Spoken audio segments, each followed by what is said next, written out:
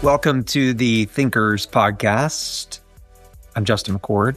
With me is Ronnie Richard. Ronnie, another year and another opportunity for us to tell stories and bring some of the nonprofit marketing and fundraising sector's brightest to into our little nook here.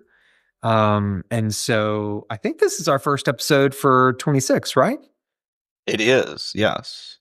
And love that we're continuing to be able to tell these stories and just, I feel like you would think at some point it might get repetitive, but no, like hearing everyone's their stories, their origin stories, how they got here, it's like every time it's interesting and exciting to me. Yeah. So tell us about our guest today. So today we're talking to Kimberly O'Donnell, the Chief Fundraising Officer at Bonterra. She leads their coaching and consulting program, so she works closely with nonprofits and major corporations to just work on guide them kind of on their fundraising strategies. And in our conversation today, sometimes it takes a little bit to pull these threads out, but man, was there a clear thread on this one about curiosity and intentionality, and you can see it how they come together to kind of guide Kimberly's life and her career path of balancing this idea of like, I want to learn about this new thing and I want to be intentional about following that path. Yeah, Kimberly and I have been in rooms together for many years and around conferences together, and I've always thought of Kimberly as someone that's just exceptionally bright, like just energy-wise, and the way that she shows up and the way that she engages. And I can think of, she's sitting in like fundraising AI rooms together and hearing her share updates and perspectives. And so, um, I knew going into it all of those things, but what I didn't know was the background and kind of the origin and path that has led to how she shows up today. And so to hear her unpack that and to see the prominence of curiosity as a part of that and as a part of the work that she does every day at Bonterra is it's awesome. And like you said, like, how cool is it? How fortunate are we, Ronnie, to that RKD allows us to have these conversations and to tell these stories. And so here's we kick off 2026 on the RKD Group Thinkers Podcast is Kimberly O'Donnell. All right. Kim, I just learned something about you that I didn't know, and I have to start there. Okay, I'm excited. And I don't think Ronnie even heard this because we were talking about it before Ronnie jumped on. You're the youngest. We're not the youngest, but you are one of seven, and you are number 6 out of 7. I am. As I joke, I'm at the bottom of the barrel. I'm between the youngest boy and the youngest girl. It was super fun growing up in a big family.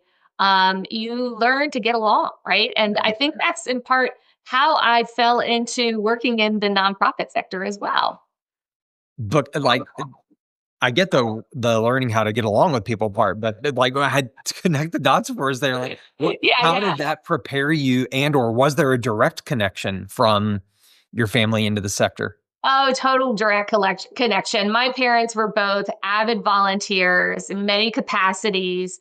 And for me, I started out as a candy striper in middle school at a local nursing home. And so when you're in a big family, you have to care for a lot of people too, right? And you get to see so much of humans interacting through the good and bad times. And so, I just learned a lot about compassion. I learned a lot about people. I learned about negotiation and the art of getting along at a very young age, but also just through my my parents and their amazing, example that they set for us from a very young age. And also, just watching a family of 7 and seeing my parents put philanthropy as a priority in their lives and in our lives said a lot to me. As as one of seven and the sixth of seven, what was it like trying to find your place in the pecking order, I guess, a little bit, and trying to assert who you were that stands out from the group? Yeah. Well, we were joking earlier that you just really need to be loud. And so when our family gets together and spouses and partners and kids are all there, inevitably somebody will say to me later on, "Wow, you all are so loud." And it's like, well, that's how you learned how to be heard. And I grew up never being called, my name Kimberly, right? Like at that, my family called me Kimmy, but I just answered to anything. So now I'm always just delighted when someone gets my name right. I'm like, oh, they are calling me by my name, not Kathy, Chris, Colleen, Sue, So sometimes Mike, So it was just a lot of fun. What I thought you both were going to say as you learned something, I learned something about both of you, and I want to connect the dots a little bit. So did the both of you work for the Dallas Morning News? Is that where you were? That's correct. So I saw that, and my very small but very impactful connection from my life was through a former, he was an associate editor. His name was Richard Estrada, and he passed away at I think maybe 1999, 2000-ish. But he really impacted my life because I started my career working for bipartisan congressional commission. Okay. It's called the Commission on Immigration Reform. So we were looking at immigration policy. And this also kind of pushed me into this sector as well, just being able to understand what it's like to be a new person in America and the acculturation that goes through it, all of that. Well, anyways, Richard Estrada, who was an associate editor for the Dallas Morning News, was one of our commissioners. And so it was just really cool to see that little tie. Small world moment. Oh, yeah, the world is small world. And I just tiny, was so, he was such a presence. So he was an amazing writer, probably the best writer I've ever seen in my life. And just the things that he would put out were really, really interesting and very thought-provoking. And Barbara Jordan was the commission chair at the time. And so if you're connected at all to Texas, those who are viewing this would know that she was our first Black congresswoman from the state of Texas. She was active during the Watergate hearings. And there's the Barbara Jordan Terminal in Austin, Texas, where she had long been she taught at UT Austin law. So she's just such an amazing, remarkable woman. And for me, at the earliest point in my career, having her as a chair was amazing. And then all these other incredible commissioners that were appointed by Congress. So I mean, that's really made an impact. That's the thing that I was thinking about in looking at your career path. Like, we all have those people early in our career that speak into our lives directly. And I think that from the outside looking in, like, you were incredibly blessed at some of the people and their level of passion or compassion that they were probably likely modeling for you as you started your career. And all of us coming out of school typically bright-eyed and bushy-tailed and ready to tackle the world. And then you're actually surrounded by people who are tackling the world. What was that like? It was incredible. And I knew I was there to learn and observe. And I just felt so fortunate. So I got an internship with the commission during my last semester. And there was another gentleman who was also interning. He had already graduated, and they came to us as this period was ending. I was going to graduate. I was graduating in December. I graduated early.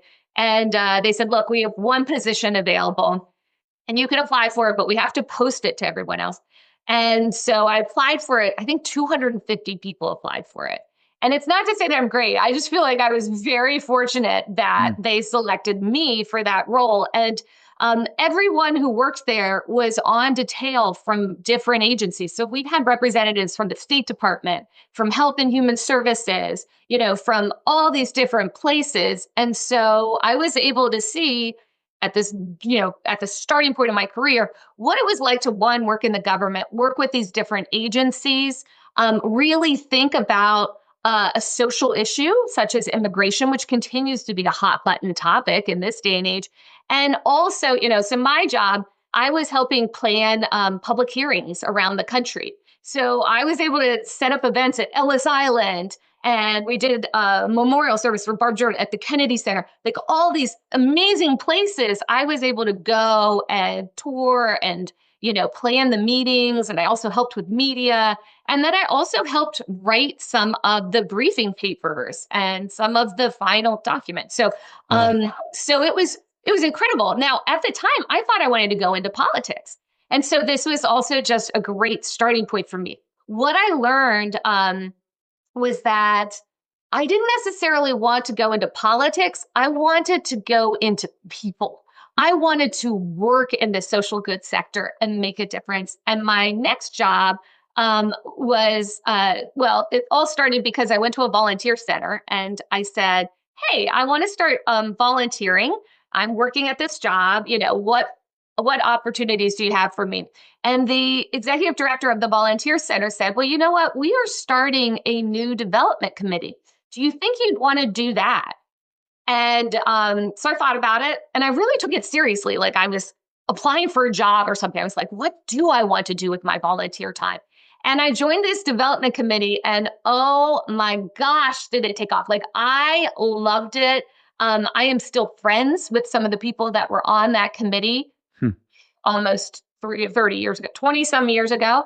And it really changed my life because I ended up becoming the executive director of the volunteer center. Yeah, that's awesome.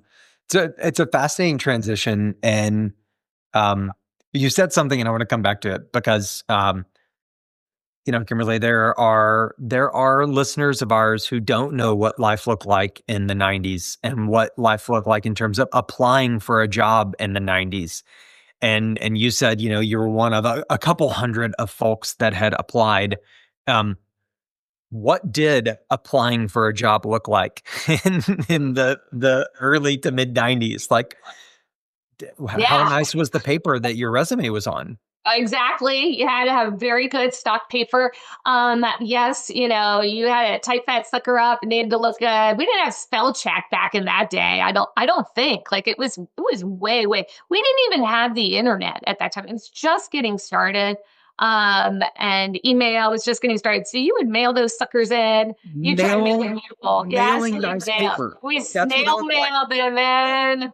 Yes. And you'd wait and wait and wait. Nothing was like, there was no receipt that they received your resume. So it was hard. I mean, I think about it in this day and age where you look at how hard it is now for college graduates to find jobs and, sending it out. And now with AI, where, AI is the screening tools that exist to screen your resume to just get it through the process can be so arduous.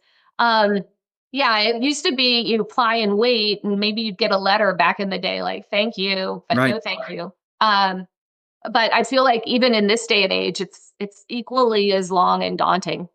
It is. It's a different kind of crazy. I mean, now you said one of 250. Now you're competing against thousands of people who are just sending them digitally. And like you said, screened by AI, you have no idea if you make it through the screening. Yeah, it's a wild process. It's maybe never been more important. The idea of it's not what you know, but who you know. Like the who you know matters so much at this point to break through the clutter of some of those things. Totally. But I also want to encourage folks to not feel daunted. I mean, to put themselves out there. So I will tell you something that I tried, with a marketing hat on. So I thought, well, hey, I'm just going to be a resume that's going to go through here. So you went back to the paper quality. I went out and I got this really cool, bright orange paper, and it was almost translucent. You could see through it. It was beautiful. And I started printing my resume on this orange piece of paper because I was like, well, that's going to stand out. I'll tell you what, I could not get an interview with that orange paper. So, as wild, and you got to try things, you got to put yourself out there. And that is a big piece of advice I would give throughout my career. You just got to do it. But yeah, the orange paper didn't work. Orange paper. Unless you were in the Netherlands. Like if you were applying for something in the Netherlands because of their proclivity for orange, then maybe it was just your stack of orange papers there.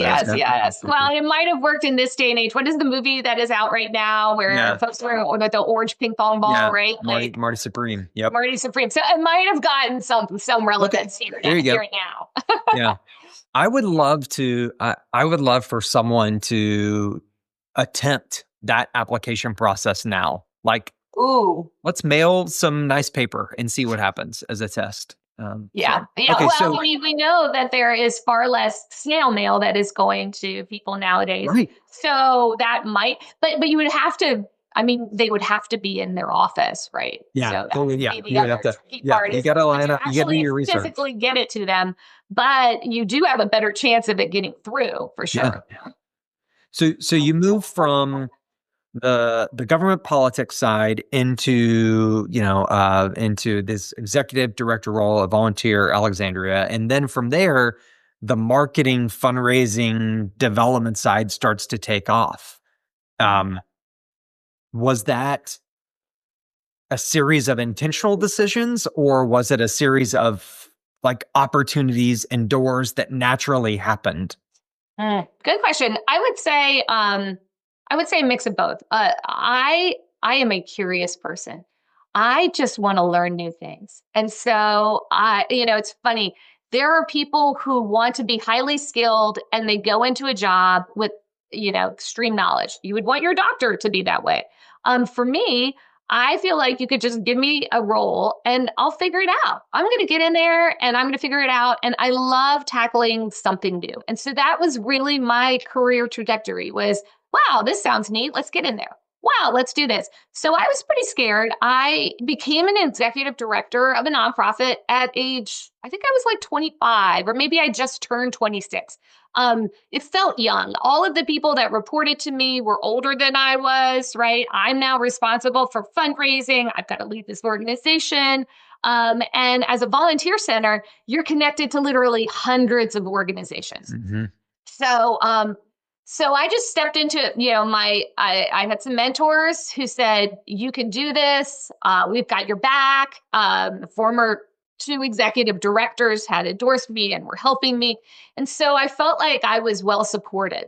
And then from there, it just was, all right, well, I want to go get my, graduate degree. I know about, nonprofits now. And at the time, they didn't have a nonprofit, management certificate or anything. So I went and got a master's in business technology. It was right when that was coming out, and so that I was the first class at my school, and so I did that because I just wanted to learn more about, IT and where technology, where business and technology were going to go. And so from there, I stayed in the sector, but working with organizations who had large memberships.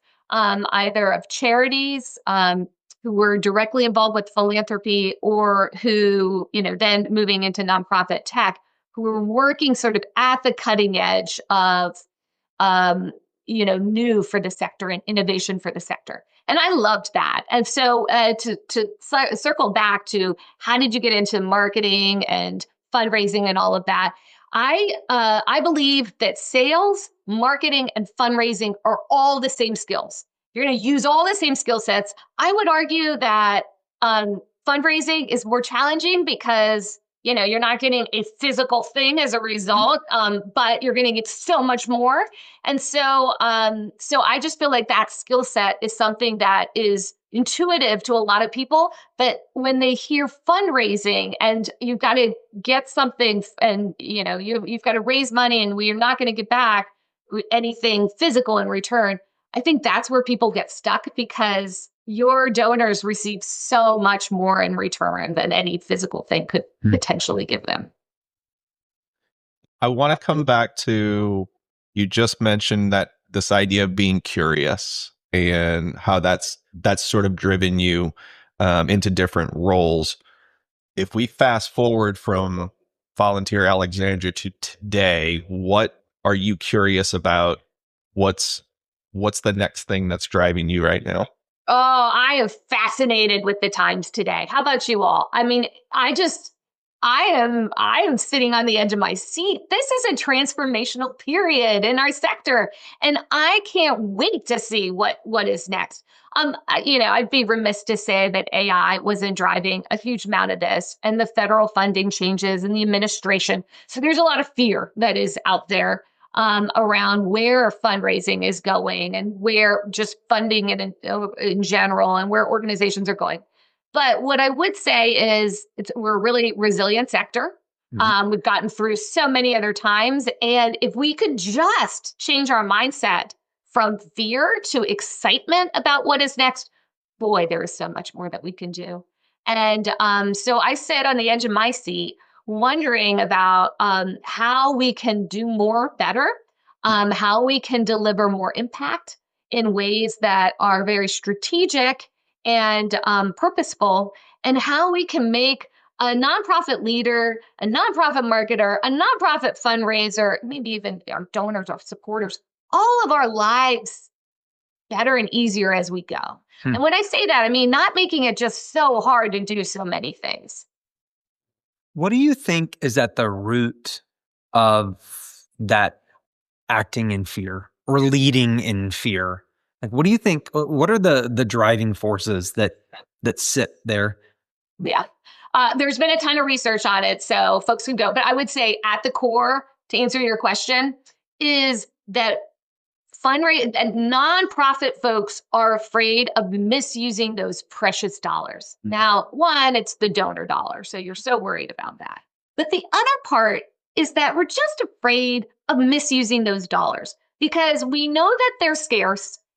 Any organization would probably tell you that they could use more money for whatever they want to do. So there's always a feeling that we don't have enough.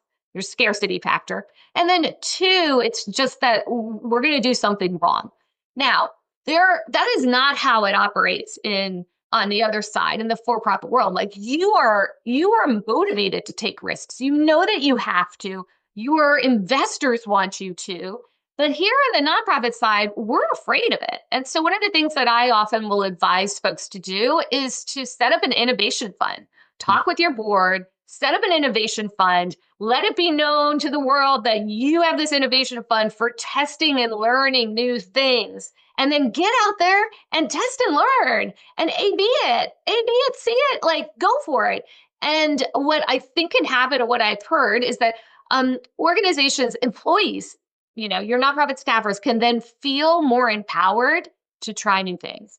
They can apply for some of the funds from the innovation fund, right? Like you can report back to your board and your donors how you're using these innovation funds. And by the way, very savvy donors would probably want to invest in your innovation fund because they know that you are stepping out of the box and you're going to try new things. So then where folks have been operating in this world of scarcity and fear, you're then empowered and you are financed to go out and try and learn.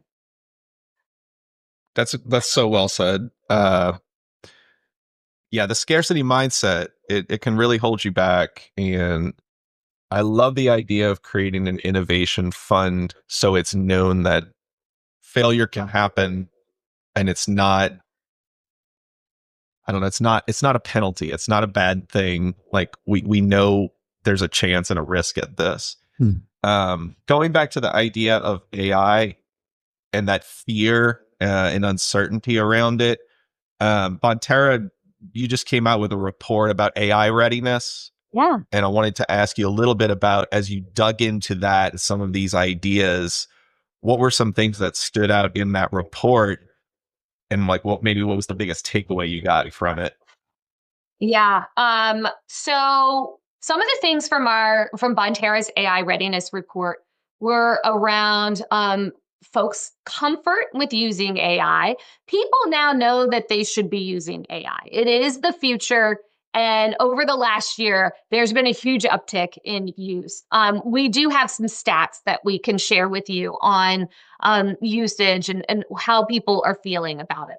But what I would say is that they don't always know how to use it. I know that I need to exercise, but I don't know which of the things in the gym, I should be using to, get bigger muscles versus a leaner body, right? Like, so folks are now testing and learning as they go to figure out how to use AI more expertly. What Bonterra did last year is we actually launched the first agentic AI platform for the nonprofit sector. We call it Q, and it's QUE, kind of a play off of what is that show? What is the famous, not Doctor Who, help me here. Bond. Oh, James Bond. Yeah. James Bond. Yeah. Yes.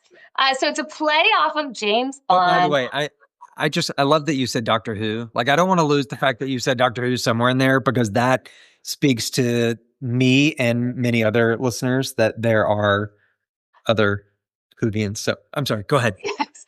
I'm just back from my holiday break, and I'm like, oh, my brain needs to work a little faster. But I will say, Q is so cool because Q is working behind the scenes to help nonprofit marketers and fundraisers do more with a base of knowledge. So what Q can do within our platform is it's able to segment donors for you. It can draft communications for you. It can help you think around what your next ask amounts will be. You need to have a human in the loop, and that's a big thing within Bonterra. We know that the future of AI depends on humans being in the loop, keeping an eye on it, right? Reviewing it, not just arbitrarily sending things out.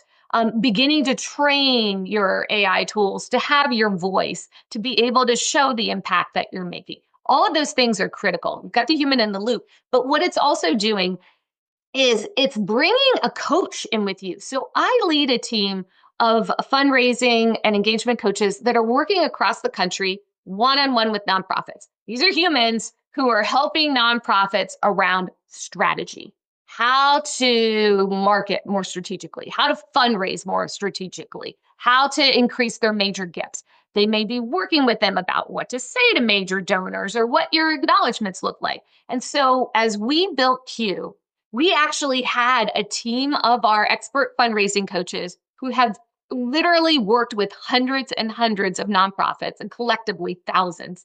And we had them help train our tool. And so not only did we have the best developers working across 7 time zones, building Q, and we had all of these different, we have our product expertise.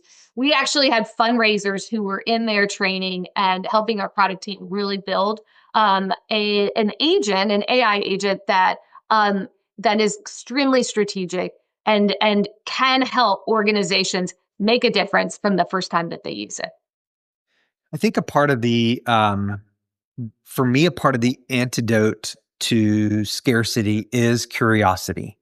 And I believe that the right path with any AI application comes with a strong dose of curiosity, because it does come down to like thinking about how to use something and drawing off of the experiences, to your point, of others that have maybe walked a couple of steps in front of you around that. And so I love that you have that application, but it to me, it draws back to something that you said earlier, just in terms of your natural bent towards curiosity. And so, I'm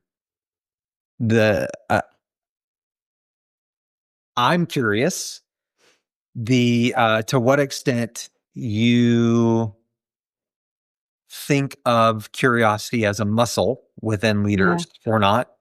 And as a leader yourself, what kind of work do you have to do to stay curious? Is it innate within you, Kimberly, or is that something that there is like a series of things that you do to stay in that mode? Yeah. Great question. I love this because I'm actually a certified coach, and you keep on asking me questions. I'm like, oh, that's a great question. And usually, and that's one of those little triggers as a coach. When someone says that back to you, you're like, oh, I'm getting to the good stuff. So thank you. You're really having me be introspective. Curiosity is there, but to take it over to AI, what I would say is we are all learning with AI, and you can quickly get up to speed and surpass your peers at this point in time because AI has been around for a period of time, right? Like Bonterra actually began using AI in our tools in 2017. So it's been around. And you could say, well, we have all of this experience, which we do. But I would also say you can catch up quickly because there are tools out there that will help you catch up quickly. But with anything, with any bit of learning, there's two pieces to it, right? There's the curiosity and then there's the consistency. How are you training yourself to be curious, but also always be learning? What are you doing that's helping to enrich the work that you are doing as a leader? And I don't care if you've been a leader at an organization, the same organization for 25 years or 2 years. It doesn't matter because it's where you are right now. The presence is what matters. And right now is a period of great transformation within our sector. And so I encourage and I challenge everyone who is listening to this today to step out and begin learning something new this year in 2026. There's nothing holding you back except for yourself. And so try and shake that off and begin that curiosity process. Now, some of that is by creating discipline every day. I'm going to spend a half an hour doing X every single day.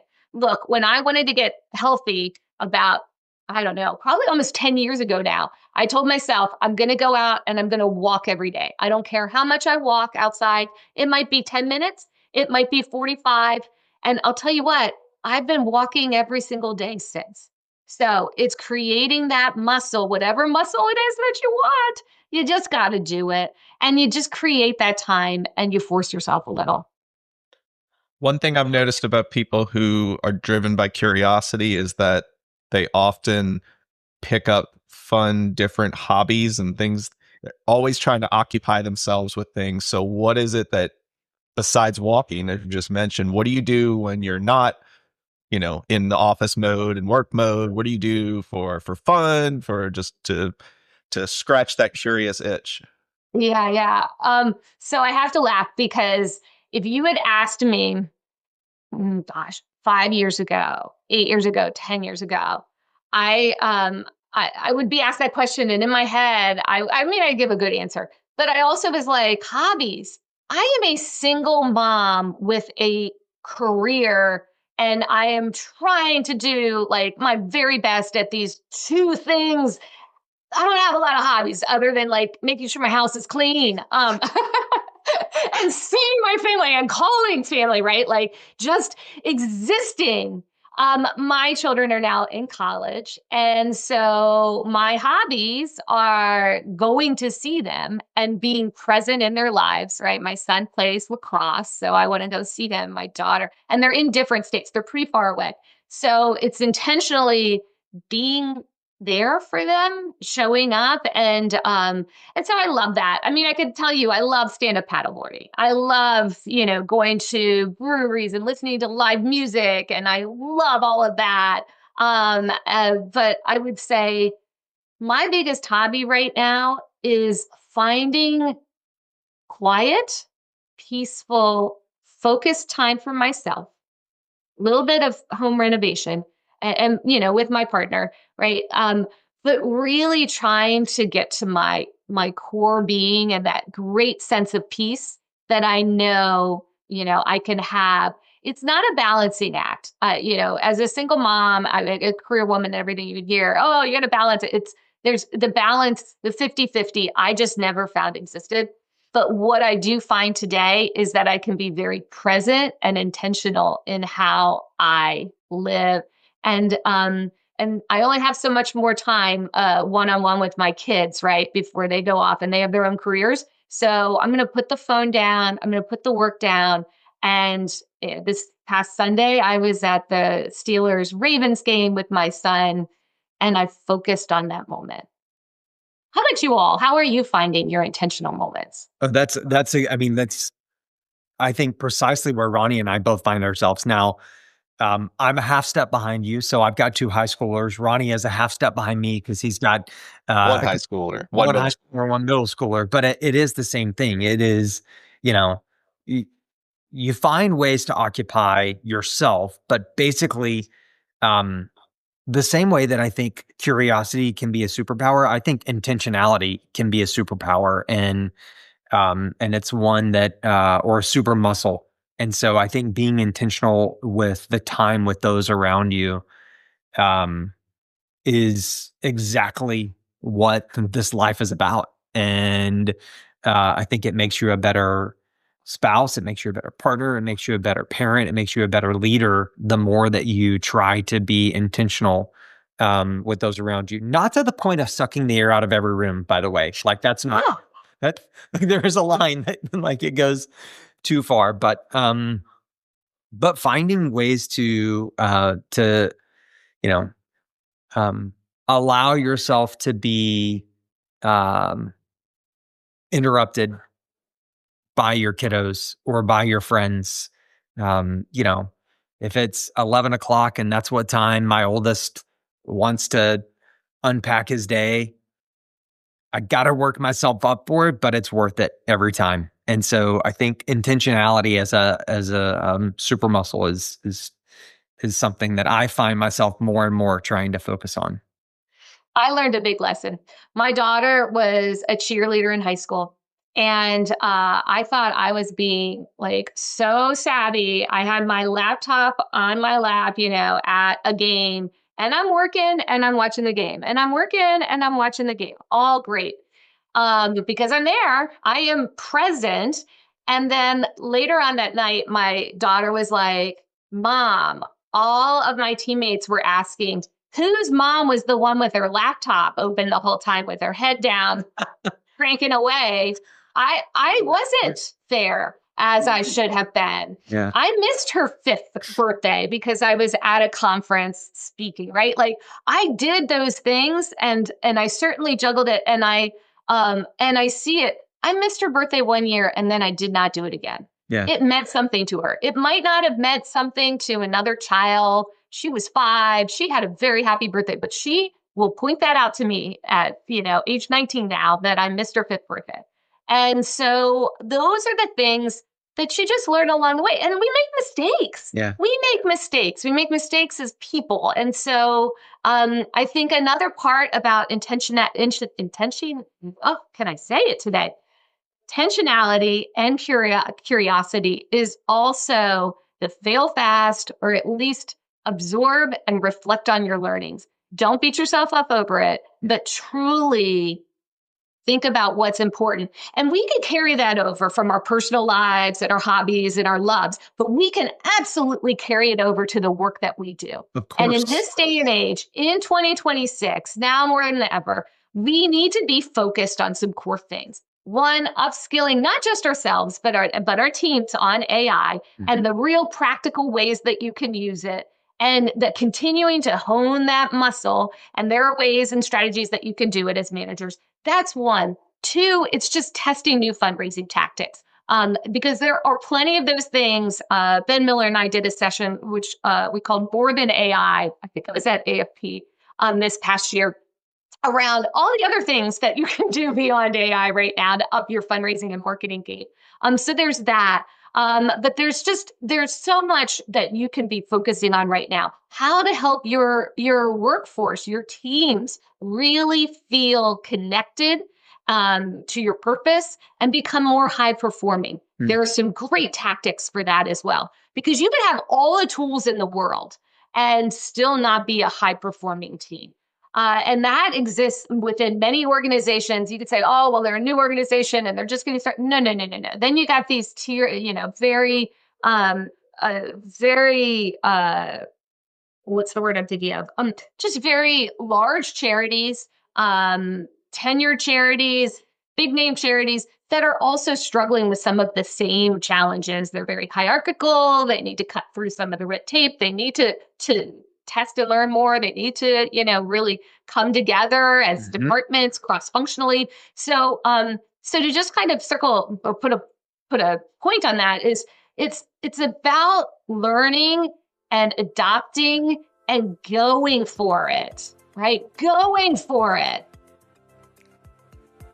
Kimberly, I don't know if I can think of a better way to wrap up this episode than that. I mean, Let's curiosity, go. intentionality, and I love the idea of you kind of grabbing this torch and saying, follow me and let's go for it. So thanks for spending time with us and sharing your thoughts with us. Thank you. Thank you. And best wishes as we just tackle 2026. It's going to be an amazing year. And it can be an amazing year for all of your viewers too. You know, just step into it and take it a step at a time with that curiosity.